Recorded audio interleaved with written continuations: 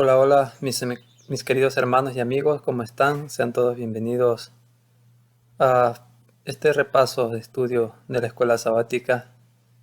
Con la bendición del Señor podemos nuevamente compartir con ustedes eh, el estudio de la palabra de nuestro Padre Celestial, al cual estamos eternamente agradecidos porque en su misericordia Él siempre nos, nos sustenta la vida, nos llama al arrepentimiento con amor. Y a través de esa carta hermosa de amor, como lo es su santa palabra, cada día Él nos invita a contemplarlo, nos invita a admirar su bello carácter, nos invita a seguir el ejemplo de nuestro querido y amante Redentor, nuestro Señor Cristo Jesús, quien dio su vida en rescate por cada uno de nosotros, para que todos nuevamente podamos tener acceso a la casa de nuestro Padre Celestial y podamos un día estar en su presencia. Es únicamente a través de los méritos de nuestro Señor y Redentor Cristo Jesús como podemos hacerlo. Y estamos agradecidos al Señor por nuevamente poder estar con cada uno de ustedes y queremos iniciar esta escuela sabática teniendo una palabra de oración. Así que les invito a que me puedan acompañar y que oremos juntos.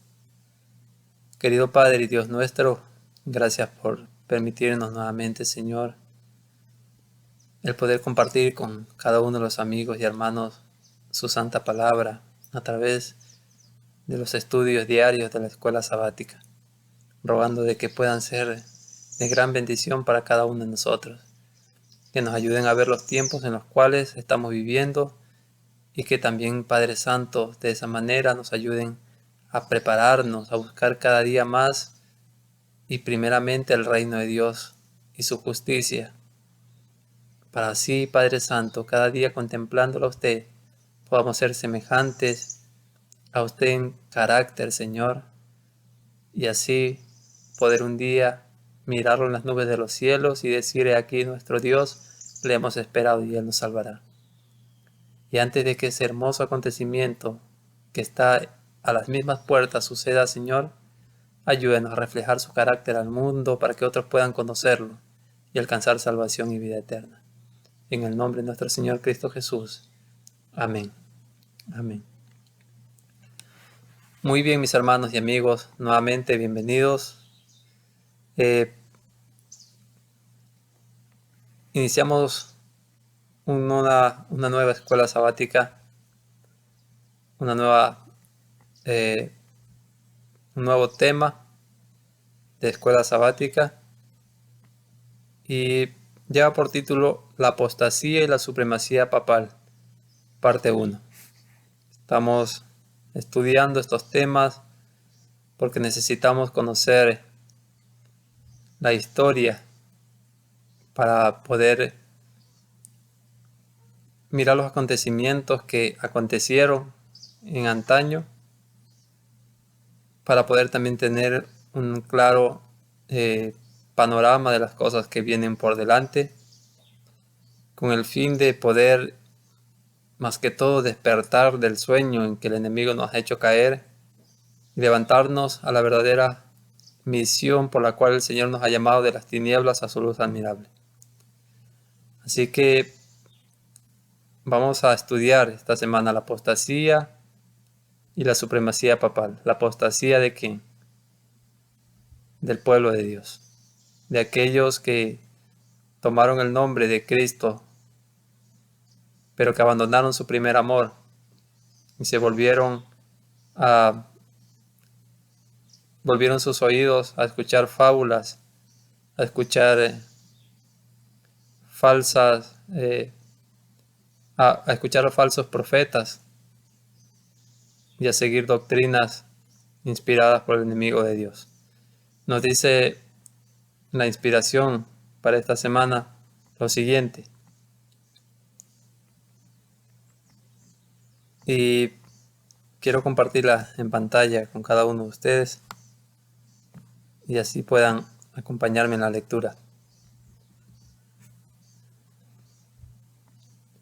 La apostasía y la supremacía papal, parte 1. Y el pasaje del Espíritu de Profecía que quiero compartir con ustedes se encuentra en el Conflicto de los Siglos, la página 52. La religión que se profesa hoy no tiene el carácter puro y santo que distinguiera a la fe cristiana en los días de Cristo y sus apóstoles. Meditemos en esta oración, este párrafo. La religión que se profesa hoy no tiene el carácter puro y santo que distinguiera la fe cristiana en los días de Cristo y los apóstoles. Punto número 1. Meditemos en cómo está nuestra manera de adorar a nuestro Padre Celestial. Nuevamente, el mundo se ha llenado de tantas personas religiosas, pero tristemente el mundo carece de personas cristianas. Hay una diferencia entre un religioso y un cristiano. Un cristiano es aquel que copia el modelo divino, quien es nuestro Señor y Redentor Cristo Jesús.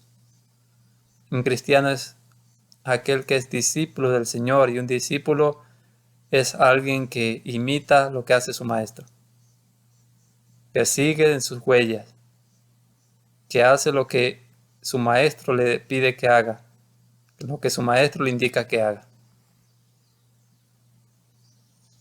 Y nos dice aquí la sierva del Señor que la religión que se profesa hoy no tiene el carácter puro y santo. Nuevamente tenemos que volver a la palabra del Señor. Contemplando al Señor, contemplando su pureza y su santidad, tenemos que volver sobre nuestras huellas y mirar de dónde nos hemos soltado de la mano de nuestro Señor y Redentor Cristo Jesús. Y nos hemos vuelto a hacer como nosotros hemos pensado que es mejor hacer las cosas. Y hemos dejado de escuchar y de seguir las instrucciones del Señor. Sigue siendo la sierva del Señor: si el cristianismo es aparentemente tan popular en el mundo, ello se debe tan solo al espíritu de transigencia con el pecado. En otras palabras, el mundo cristiano, que no me gusta llamarlo tanto así, sino más bien el mundo religioso, pero este mundo cristiano o religioso, que aparentemente hoy es tan popular, se debe a que, mi querido hermano y amigo, a que hemos rebajado las normas, a que hemos cerrado la palabra del Señor, a que hemos dejado de lado el hacer como dice el Señor en su santa palabra, y hemos rebajado las normas a tal punto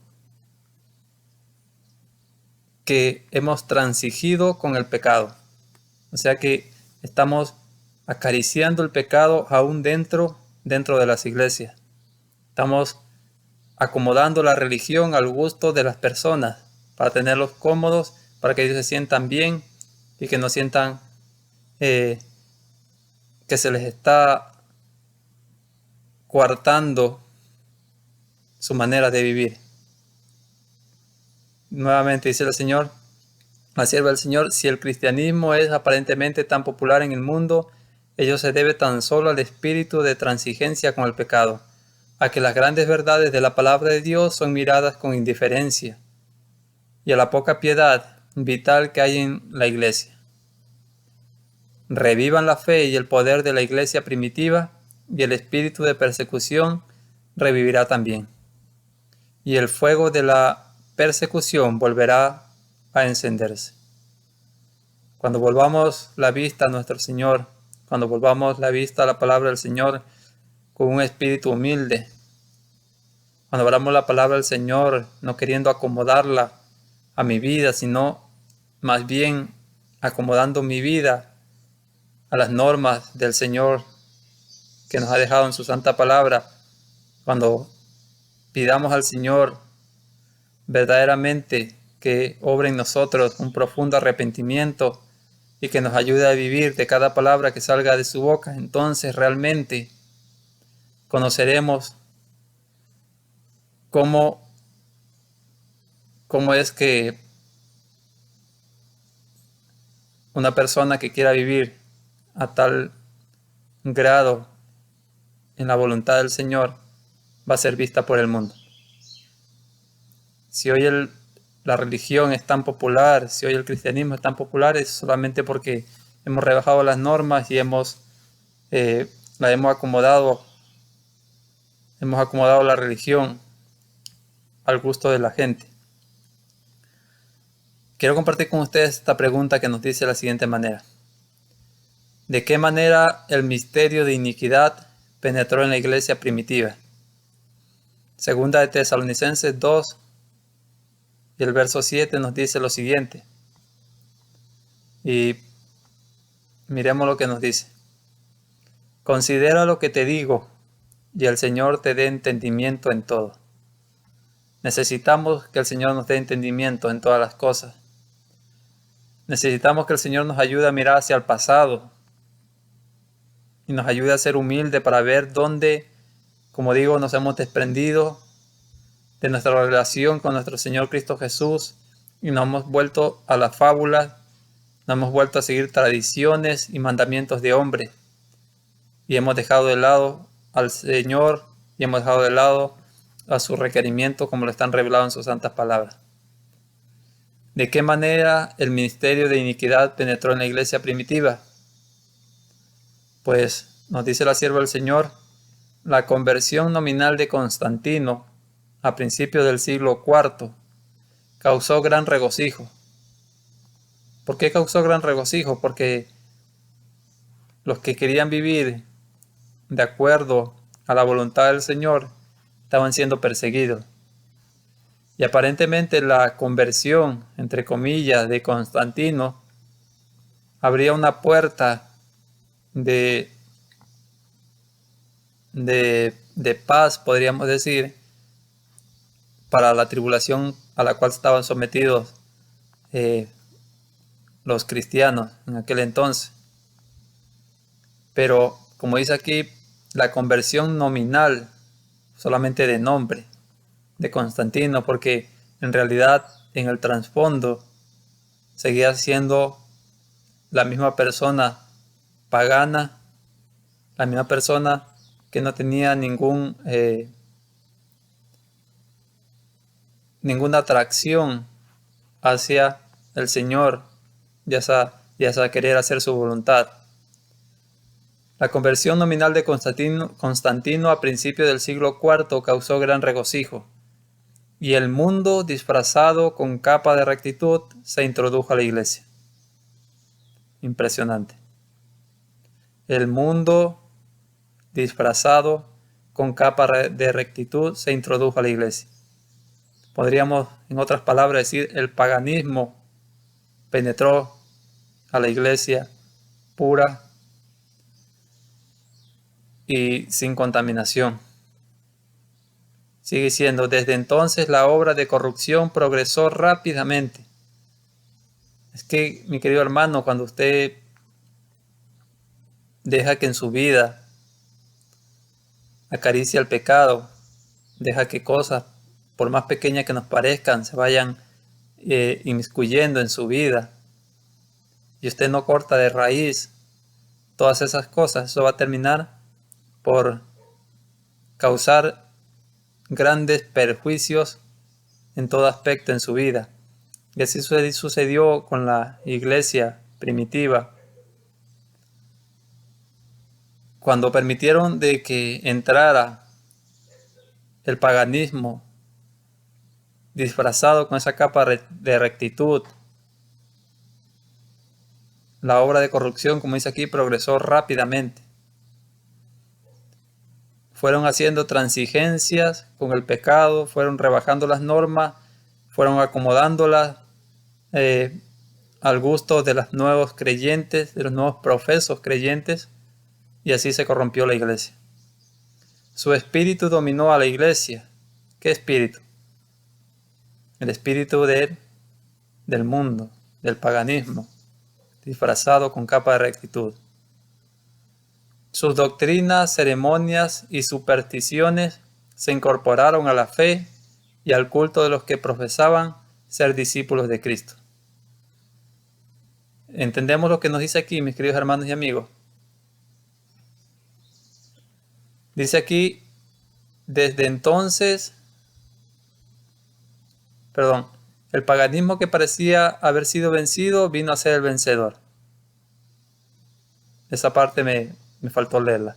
El paganismo que parecía haber sido vencido vino a ser el vencedor. ¿Cuál fue lo que motivó muchas veces, mayormente a los hermanos de antaño, a hacer esta mezcolanza entre el mundo y la iglesia?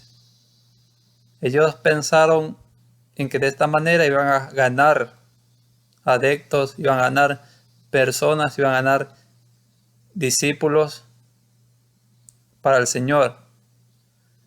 Pero fue totalmente lo contrario. El paganismo que parecía haber sido vencido vino a ser el vencedor. ¿Por qué? Porque dice aquí que su espíritu dominó la iglesia, sus doctrinas, ceremonias y supersticiones se incorporaron a la fe y al culto de los que profesaban ser discípulos de Cristo. En otras palabras, el vino a ser vencedor fue el paganismo, porque trajo todas sus doctrinas, sus ceremonias, sus ritos,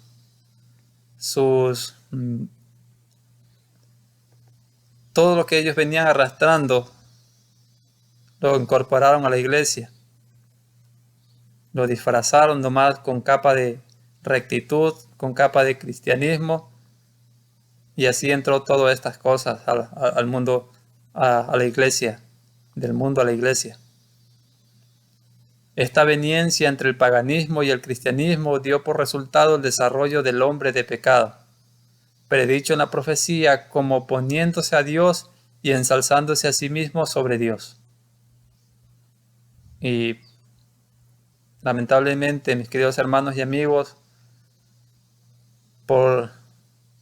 muchas veces por no tener nuestros ojos puestos en Cristo Jesús, el autor y consumador de nuestra fe, muchas veces porque anteponemos nuestra manera de pensar y queremos hacer a nuestra manera las cosas y no como el Señor dice, terminamos cometiendo grandes errores. Terminamos cometiendo cosas que han traído tanto perjuicio, al mundo, del mundo a la iglesia. Dice aquí, ese gigantesco sistema de falsa religión es obra maestra del poder de Satanás. Ese gigantesco sistema de falsa religión es obra maestra del poder de Satanás. Un monumento de sus esfuerzos para sentarse en el trono y reinar sobre la tierra según su voluntad. Y por eso es que el Señor, a través del apóstol Pablo, en 2 de Timoteo, el capítulo 4,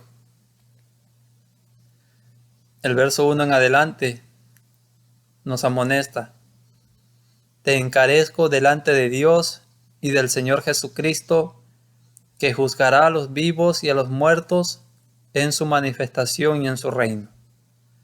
Que prediques la palabra, que instes a tiempo y fuera de tiempo, redarguye, reprende, exhorta con toda paciencia y doctrina. ¿Y por qué tenemos que mantenernos siempre en la palabra? Porque vendrá tiempo cuando no sufrirán la sana doctrina. Entonces el Señor nos está diciendo, predica la palabra ahora que podemos. No te canses, no desperdicies las oportunidades que se te presentan para hablar y para levantar la verdad tal como es en Cristo Jesús, Señor nuestro.